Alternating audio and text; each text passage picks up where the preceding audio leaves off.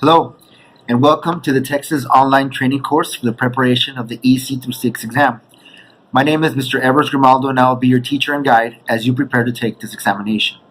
Now, it's important that you understand how the test is structured and the elements that you will need to master to be successful in this exam. Today, we're going to be covering the general competencies that relate to the standards which you will be applying. The first of which is the English and reading, English language arts and reading, which includes the science of teaching reading. Now, this competency is divided into several other structures. Okay, the subject tests are designed to evaluate your general knowledge of mathematics, science, social studies, fine arts, and physical education. Okay. Now, for our purposes, we'll be focusing on the 12 indicators that are related to English language arts and reading and the science of teaching reading. Okay, so think of it as an introduction to the acquisition of language. Okay, it's very important that the students and the teachers, in this case involved, understand what you're trying to teach is the acquisition of English from the ground up. Okay, so your introduction will be into the basics of oral language, which is standard 1. In this standard, we're looking at linguistic concepts, which are related to phonemes and segregation of phonology, semantics, syntax, pragmatics, and variations of reading assignments. Okay. Now, it's very important that you learn to plan differentiated activities that go with these specific standards. Okay, and that the standards that are applied are based on student needs. So each individual case, in this case, the case of a student, has a very individual instruction. Right? That is a key element to remember when looking at the questions that are applied. Okay, each test question will be presented as a different situation which you will have to measure. Okay, now in the sense of oral language, you will also be responsible for recognizing speech delays, right, which will call for further evaluations or intervention programs. It's part of the teacher's job to know when a student is proficient, advanced, or at level. Okay, so this way you can design an intervention program or intervention strategies to get that student up to speed. Okay, it's also the teacher's responsibility to design a variety of one-to-one activities. Okay, and in this sense, the teacher gets to be creative. We're talking about the development of peer-to-peer presentations. It could be role play, theater, right? There really are no limits on creativity. The idea is that the students are engaged in the oral language activities. Now, the selection of instructional material is one of the key elements that will determine the success or failure of a class. The teacher must know which strategies will work with what type of students, right? And these materials have to be culturally relevant to the students. In other words, you have to make sure that the material is engaging, that it is interesting, that it is material that they can relate to. Now, moving forward, it's also important that the teacher understands that there is a very, very strong relationship between oral language and literacy development. Okay, the teacher must learn how to select activities that, one, develop the student's ability to communicate orally, but also build a strong bridge between the abilities that are going to be required for that student to develop reading skills. Okay, moving forward with the same competency, remember, we're still talking about oral language.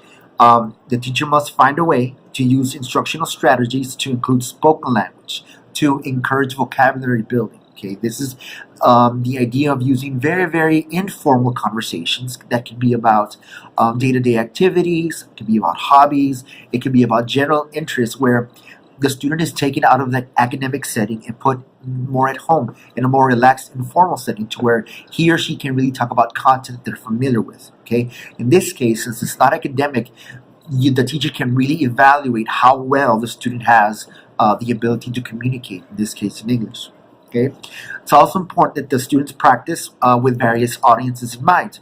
Going back to the example of the informal conversation, okay, the student has to be very clear about the tone and volume used, for example, in a class presentation or in a general conversation in the class group or in a general informal conversation with friends. Okay, it's up to the teacher to mark those differences and make sure that the student recognizes which audience or which speaking tone and volume is appropriate for which audience.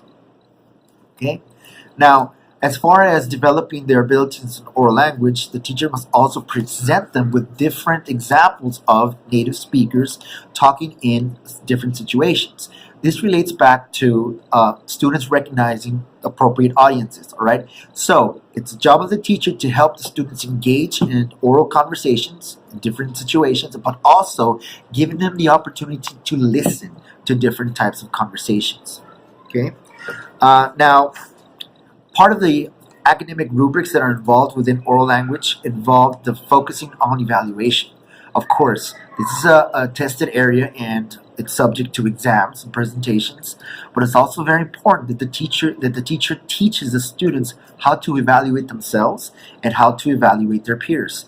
This way, from peer-to-peer observations, they will be able to develop their confidence as English speakers. Okay?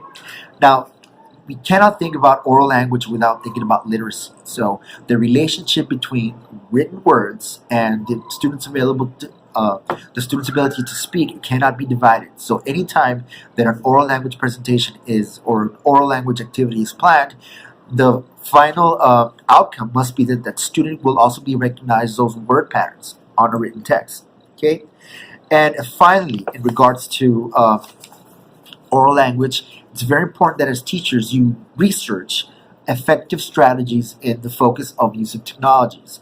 Generations that are coming up in school are, in a sense, they're digital natives.